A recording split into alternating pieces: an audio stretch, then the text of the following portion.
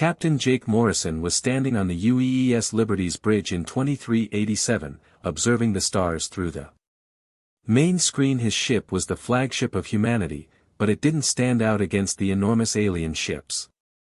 The Liberty was tidy and operational around them, but the captain was tiny. The Zephyrian command ship sent us another message, stating that Lieutenant Lisa Carter from her station was the tactical officer, a shrewd woman with serious eyes and short brown hair. Jake, a tall man with graying hair at his temples, nodded. Want to talk about trade routes again? Person who appeared calm and trustworthy, exactly what humanity needed at the moment, put them through Lisa. General Korix appeared as the screen flickered, and the enormous, dark saffron. His species dominated the majority of the known galaxy, and they had purple skin and forearms. Never forget it. Jake could see their warship's bridge behind him. It was 10 times bigger than anything that seemed to have been constructed by humans. Captain Morrison, Korak said in. The Empress is curious as to why human ships continue to use the outer trade lanes, he said in a deep voice. Those routes belong to the Empire now. Obviously, General, Jake answered, maintaining a polite tone. We will immediately move our cargo ships to the authorized lanes because we were unaware of the new regulations. This was the game. For decades, humanity had been acting in small, weak ways as needed. The Zephyrian Empire ruled 60% of known space, so everything was permitted. After the call was over, they treated all other species like pets or servants. Jake turned to face his crew, and the chief engineer, Commander Ryan Brooks, was shaking his head. Ryan was a large man with rough hands and a casual smile, but at the moment he appeared irritated, asking, "How much longer do we?" Quietly, "As long as it takes," Jake replied. "Have to do this dance?" Ryan asked. "You know the plan." Admiral Susan Hayes was far from the trade talks and diplomatic gatherings. Operating in a location that was not formally recognized, the covert base was constructed inside a massive asteroid in the belt between Mars and Jupiter. Appeared to be merely another rock floating in space from the outside, but on the inside, it was the most significant military installation in human history. Susan was a petite lady with. She had been in charge of Project Sleeping Giant for 20 years, and each day brought them with her silver hair and intense blue eyes. Status report, she told the officers, closer to the time when humanity would show its true strength. All shipyards are running at full capacity, according to Commander Tony Garcia, who was gathered around the holographic display. Despite his youth, he was an expert in stealth technology, and Yard 7 recently completed the last. Yard 12 is finishing up the new shield units for the Hammer-class ships. The holographic display displayed not the 200 patrol ships that the aliens could see, but the actual human fleet. But 3,000 warships concealed behind gas giants in empty systems in dark space and inside asteroid fields. Each ship had adaptive shields and quantum weapons that made them. Dr. Elena Vasquez moved forward, unseen by extraterrestrial sensors. She was the head of the weapons program, a reserved woman with the largest stick in the galaxy, the quantum cannons, and a soft voice. Are prepared on every ship, allowing us to disable extraterrestrial ships without needlessly destroying them.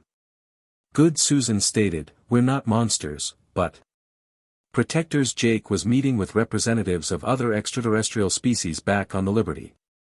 The Altarians appeared to be tall, thin, and pale-skinned. They were calm traders who resided in the Centauri, who were short and stocky and had great business sense but no military, were constantly afraid of the Zahirians.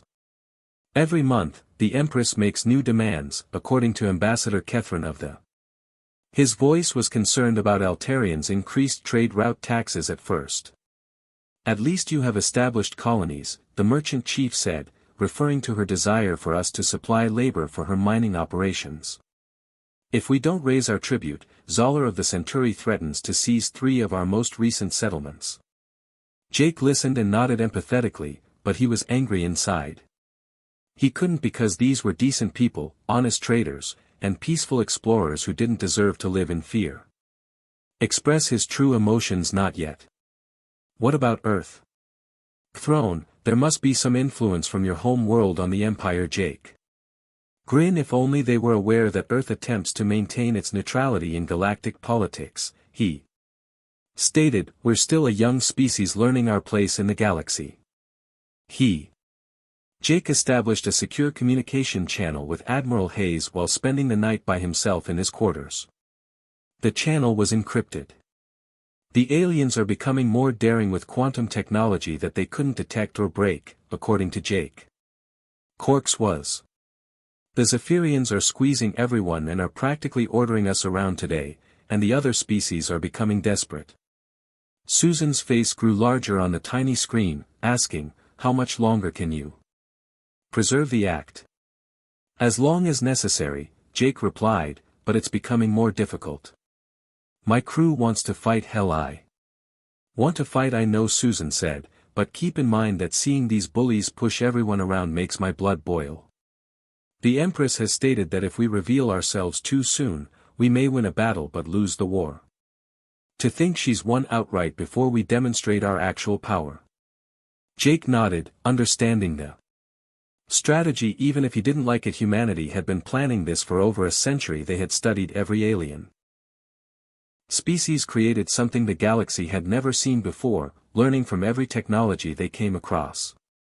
Zephyrian Empire ruled through fear and overwhelming force. They had conquered dozens of species by appearing stronger than anyone could possibly resist, but they had made one critical mistake. They had underestimated humanity's ability to think long-term, to plan and to keep secrets. Tomorrow Jake would put on his diplomatic smile again. He would act like a minor captain from a minor species, grateful for whatever scraps the Empire threw their way. His crew would play their parts perfectly, just as thousands of other humans were doing throughout the galaxy, but deep in hidden shipyards and secret bases. Humanity was preparing for the day when the galaxy would learn the truth.